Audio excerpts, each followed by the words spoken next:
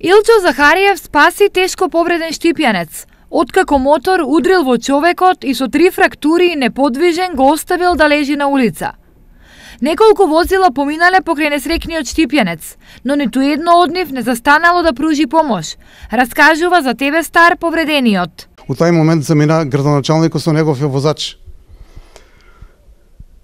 Видеаме дека ја доле лежам на тоа, жена ми не можеме да ме дигне сама. Никој не ногата ми беше скроз скршена, извртена, овака ми беше извртена.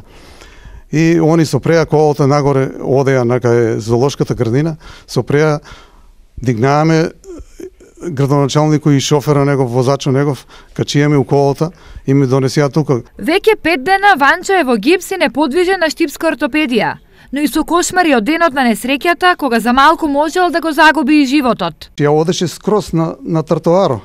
Мислам, тоа не е тротоар, ама како тротоар што е дека паркират колите таму. И он не знам како наеднашка ме од лева страна мене ме удари и ми бутна доле.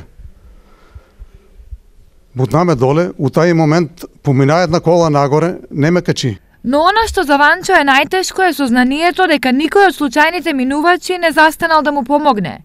Се додека таму случајно не се нашол Захариев. Јас се многу се исплаши, значи ногата ми беше скроз овака обрната, значи скроз на 3 места ми е ногата скршена. Снимана е на 3 места и ногата скршена. Он на место на мене да ми помогне, што се десило се. Јас знам дека он не е сакал, ама како неговата случка тоа и како се е случило, он од 10 метра пат за отколишава мене од лева страна ме удари на паркинг плац, тоа дека паркират колите.